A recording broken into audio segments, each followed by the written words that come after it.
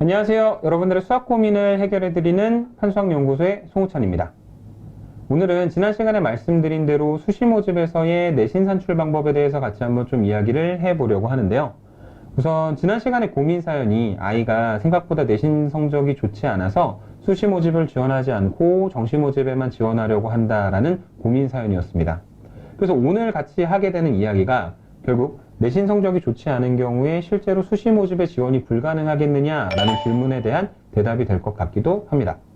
그래서 아마 상황은 이렇게 될 것 같거든요. 아이가 3월달이 되어서 이제 학교에 가고 새로운 담임 선생님과 대입 상담을 하고 집에 와서 이야기하기를 엄마, 나 내신 성적이 학교에서 들었는데 2.1래. 근데 나 디디 학교에 너무 가고 싶은데 디디 학교는 2.2면 아예 지원이 불가능하대. 그래서 나 수시 모집은 넘어가고 그냥 정시 모집으로 지원을 해야 될 것 같아 라고 이야기하는 상황이 올 수가 있는데, 이제 우리가 좀 따져봐야 되는 건 아이의 성적이 2점이다 라는 이 계산이 어떤 방식으로 계산이 되었냐라는 거죠. 왜냐면 학교에서는 각자 이제 계산하는 방법들이 있다 보니까 일괄적으로 반의 아이들을 다 같은 계산법에 의해서 대략적인 가이드라인을 정해주기 위해서 내신 성적을 산출을 하는데, 사실 학교별로는 그리고 영역별로는 다 계산하는 방법이 조금씩 다르기 때문에 실제 내가 지원하고자 하는 대학에서 어떤 방법으로 내신을 산출하게 되는지를 확인을 해 보셔야 됩니다. 그래서 오늘 구체적인 계산법을 가지고 같이 한번 좀 이야기를 해보려고 하는데, 제가 C대학교의 2020학년도 수시 모집 내신 반영하는 방법을 가지고 왔습니다. 그래서 C대학교에서는 학생부 교과 전형도 있었고 그리고 논술 전형도 있었는데요. 우선 학생부 교과 전형부터 살펴보시면 역시 학생부를 강조하는 전형이다 보니까 국어, 수학, 영어, 그리고 탐구, 전과목을 다 반영을 하고 있습니다. 근데 여기서 주의사항은요, 인문이나 예체능 계열 학생들 같은 경우에는 과학 탐구 과목이 들어가지 않고, 그 다음에 자연 계열 학생들 같은 경우에는 사회 탐구 과목이 전혀 들어가지 않습니다. 그러니까 내가 계산한 2점이라는 내신 안에 나는 이과 학생인데 만약에 그 사회 탐구 과목까지 포함을 해서 계산을 한 거라면 그 과목들을 제하고 계산을 해주시는 게 맞는 거겠죠. 그리고 일반적으로 우리가 생각하는 뭐 음악이나 체육과 같은 기타 과목들은 전혀 내신 산출하는데 영향을 주지 않는 것을 확인을 할 수가 있고요. 그 다음에 전형이 논술 전형으로 바뀌게 되면은 과목이 또 바뀌게 되거든요. 어떻게 되냐면 논술 전형 같은 경우에는 4가지 영역의 과목들 중에서, 그러니까 자연계열과 그 다음에 인문계열은 아까 말씀드렸었던 것처럼 국어, 영어, 그 다음에 수학, 그리고 탐구가 들어가는 것까지는 동일한데, 근데 이 4가지 영역이 학생부 교과처럼 모든 과목이 다 들어가는 것이 아니라 이 4가지 영역의 과목들 중 아이가 받은 가장 높은 10개 과목의 점수만 들어가게 됩니다. 그래서 만약에 과학을 굉장히 잘하는 친구가 있어요. 이과 학생이고. 그래서 이 친구가 과학은 되게 잘했는데 뭐 국어하고 영어에서 조금 성취도가 떨어질 수는 있겠지만 만약에 과학에서 거의 1등급대 만점에 가까운 점수를 받았다면 이 아이는 논술 전형에 지원을 했을 때는 사실 평균적으로 점수가 되게 높은 친구들보다도 오히려 더 좋은 점수를 받을 수도 있겠죠. 그리고 학년별 반영 범위도 졸업 예정자하고 졸업자의 차이가 조금 있게 되거든요. 졸업 예정자라고 하는 거는 우리가 일반적으로 현역이라고 부르는 현재 고등학교 3학년 학생들인데, 이 친구들은 3학년 1학기까지만 내신 성적이 반영이 되고, 그 다음에 재수생들 같은 경우에는 3학년 2학기까지 성적이 반영됩니다. 이게 또 중요하게 생각이 되는 이유가 아이들이 보게 되는 3학년 2학기 중간고사는 보통 수능 전에 보기 때문에 아이들이 신경을 많이 안 쓰게 되는 부분들이 있고요. 특히 3학년 2학기 기말고사는 수능이 끝나고 난 이후에 보게 되다 보니까, 예를 들어 수시 모집에서 어느 정도 대입이 결정된 친구들 같은 경우에는 내신을 별로 신경을 안 쓰는 경우들이 있기 때문에 이것들이 재수생들에게는 큰 변수로 다가올 수 있습니다. 그리고 전형별로요, 내신 산출하는 점수 자체의 차이가 있습니다.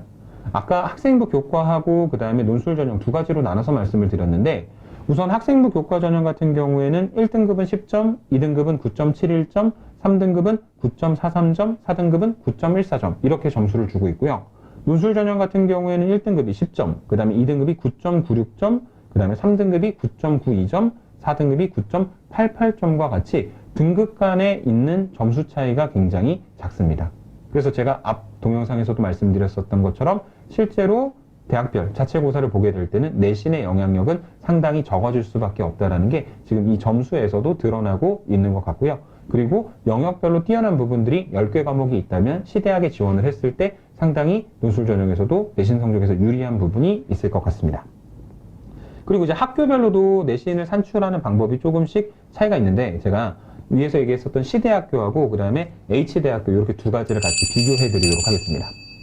우선은 등급별 점수가 다른데요. 이제 C대학의 경우에는 보이시는 표와 같이 1등급은 10점, 2등급은 9.71점, 3등급은 9.43점, 4등급은 9.14점 이렇게 점수를 주고 있으니까 4등급까지 가는 친구들이라고 하더라도 이제 9점 이상의 점수를 받고 경쟁을 하게 되는데 H대학교의 경우에는 1등급은 10점, 2등급은 9.6점, 3등급은 8.9점, 4등급은 7.7점 이렇게 점수를 줍니다. 그러니까 이게 3등급 밑으로만 떨어진다고 하더라도 이미 점수 차이가 1점 정도 나는 상태이기 때문에 이게 의미하는 바는 C대학교의 경우에는 내신보다는 대학별로 보게 되는 자체고사의 영향력이 조금 더 클 수밖에 없다라는 걸 의미하고 H대학교의 경우에는 내신의 영향력이 상대적으로 C대학교보다는 조금 더 크다라는 것을 의미합니다.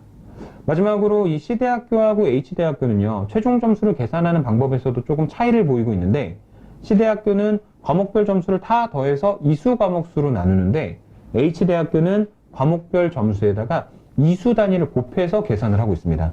이게 무슨 뜻이냐면요, 아이들이 배우게 되는 수학 과목에도 이수 단위가 4자리가 있고 이수 단위가 6자리가 있는데, 이수 단위 6자리, 조금 더 어려운 과목을 더 좋은 점수를 받아온 학생들한테 조금 더 높은 점수를 주겠다는 이야기가 됩니다. 단위수가 큰 과목에 가중치를 어느 정도는 주고 있는 계산법이라는 것을 우리가 알 수가 있을 것 같습니다. 지금까지 말씀드린 내용이요, 단순히 이제 아이가 학교에서 상담을 하고 점수를 하나 받아왔는데 그 점수로 아이의 대학 합격 가능성을 함부로 속단해서는 안 된다라는 것을 이야기를 해드리고 싶었습니다. 근데 제가 말씀드리는 내용이 만약에 평균적으로 4등급 받은 친구들이 학교별로 계산을 했더니 한 2등급 정도의 학교에 무조건 지원이 가능하다라는 걸 말씀을 드리는 건 아니고요. 아이가 가고자 하는 학교 혹은 가고자 하는 학과 이런 부분들이 정확히 정해져 있다면 4등급대의 아이라고 할지라도 내가 원하는 학교에 여러 가지를 좀 조합을 해봤더니 한 3등급 초반대의 점수로 바뀔 수도 있다는 부분을 말씀을 드리고 싶어서 오늘 영상을 준비를 했습니다. 오늘 이야기는 여기까지 하고요.